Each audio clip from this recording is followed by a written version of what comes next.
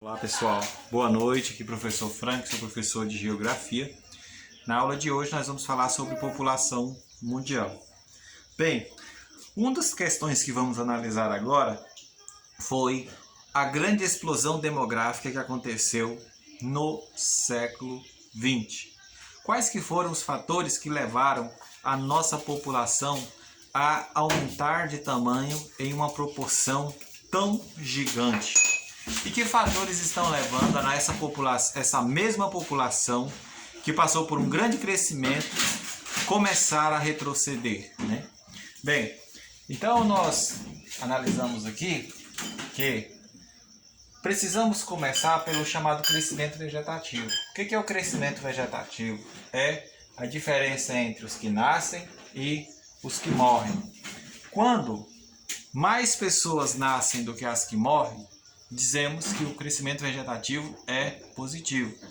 Agora, em países como é o caso da Alemanha, Japão, onde morrem mais pessoas do que nascem, dizemos que o crescimento vegetativo é negativo ou nulo, né? Por que a população mundial não crescia, né? Então nós tínhamos uma alimentação precária. O mundo passou por duas grandes guerras mundiais, a primeira guerra em 1914, a segunda em 1918, processo exploratório em diversas áreas coloniais. Então isso fez com que a população não crescesse a um grande nível, né? Muitas pessoas perderam a vida ao longo desse tempo. Mas aí, no século XVIII, acontece a primeira Revolução Industrial. A primeira Revolução Industrial foi a responsável pelo processo de urbanização da Europa.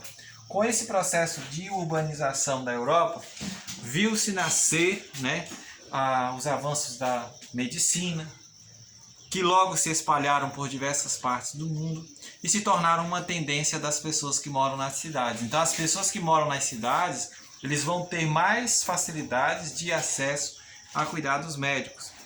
Logo, no século XX, após a segunda metade do século XX, no ano de 1960, vai acontecer a chamada Revolução Verde. E a partir de então nós vamos verificar que os alimentos vão ser produzidos em uma escala maior, vão ser introduzidos a mecanização do campo, pesquisas que vão produzir os produtos transgênicos. Então tudo isso vai proporcionar uma maior oferta de alimentos para a população mundial. Então isso vai fazer com que a população cresça a um nível maior. Outra questão que vale ser ressaltado é que esse processo fez a nossa população chegar a um patamar de 7,8 bilhões de pessoas. O país que tem a maior população no mundo é a China.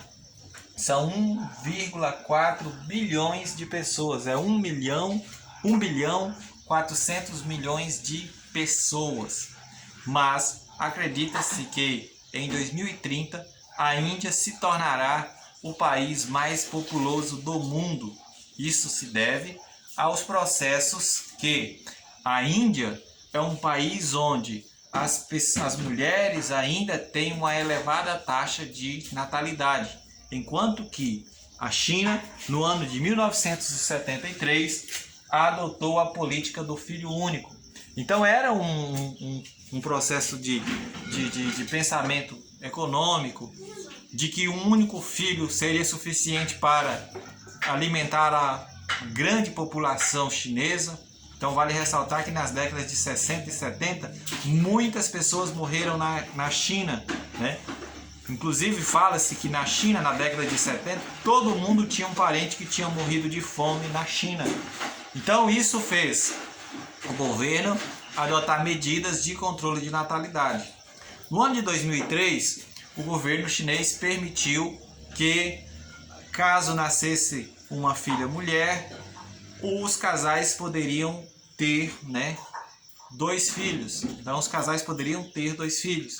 Isso fez com que a ideia do governo era aumentar o crescimento vegetativo. Mas mesmo assim, a mulher chinesa, que está culturalmente enraizada na política do filho único, não quer mais ter um elevado número de filhos, né? Então nós observamos que ao longo do século XX o mundo se urbanizou. Então os países subdesenvolvidos conheceram o processo de industrialização e todos eles passaram por um intenso êxodo rural. Então a grande parte do mundo subdesenvolvido passou por um intenso êxodo rural, que foi a saída do homem do campo para as cidades, né? Então esse processo de urbanização acabou influenciando no número de filhos, né? Então se nós analisarmos a família brasileira na década de 60, ela era uma família numerosa, uma família constituída de 6 filhos em média, mas com a urbanização o custo de vida dos filhos é mais caro, né? E isso fez com que as mulheres adentrassem no mercado de trabalho. A mulher no mercado de trabalho teve maior acesso à informação. Hoje as mulheres no Brasil estudam mais do que os homens. Os métodos contraceptivos hoje se tornaram uma realidade e a mulher passa a ter um controle mais rígido sobre o número de filhos, né? Bem, ao longo do tempo nós tivemos teorias sobre o crescimento demográfico. Uma das mais famosas é a teoria de Malthus. Malthus afirma que é necessário fazer o controle de população, porque os alimentos não são suficientes para atender o crescimento populacional. Se os alimentos crescem 1, 2, 3, 4, 5, a população cresce 2, 4, 6, 8, 10. Então a população cresce em um ritmo maior do que a oferta de alimentos. Caso não fosse feito, então esse economista propõe que haja um controle de natalidade.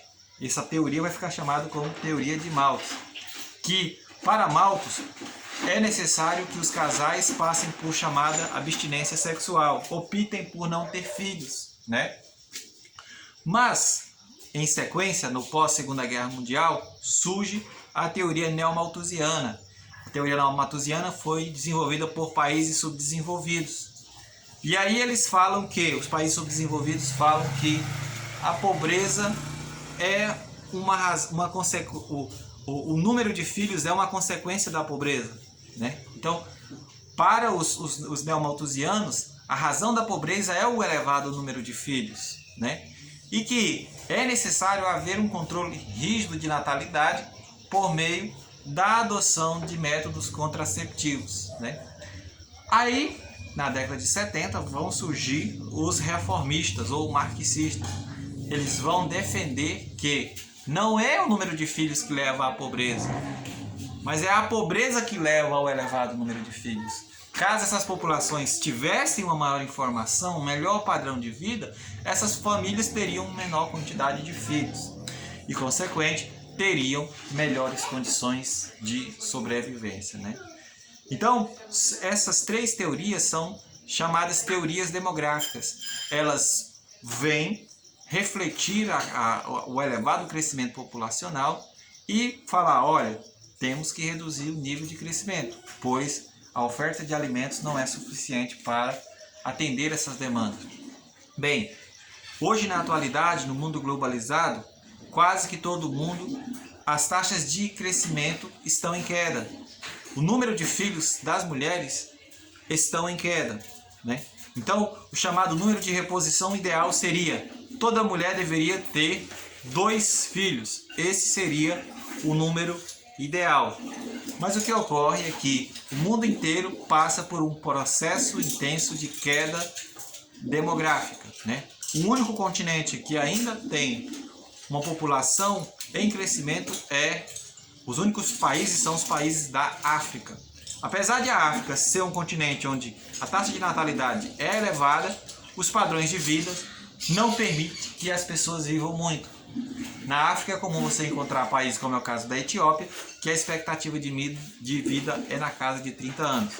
Enquanto que a maioria dos países africanos, a expectativa de vida é na casa de 50 anos. Bem, então nós vamos observar que a população passou por um intenso processo de urbanização, transformações culturais e que isso está levando a uma redução da taxa de natalidade. Então a mulher hoje ela estuda, ela trabalha e ela já não... O casamento já passou a ser para a mulher uma opção. Não é mais como no início do século XX no Brasil, onde mulher que não casava era mal vista, né? Ficava para titia, tinha que se casar, devia obediência ao esposo e assim sucessivamente, né? Então, um forte abraço, espero que vocês tenham gostado da explicação.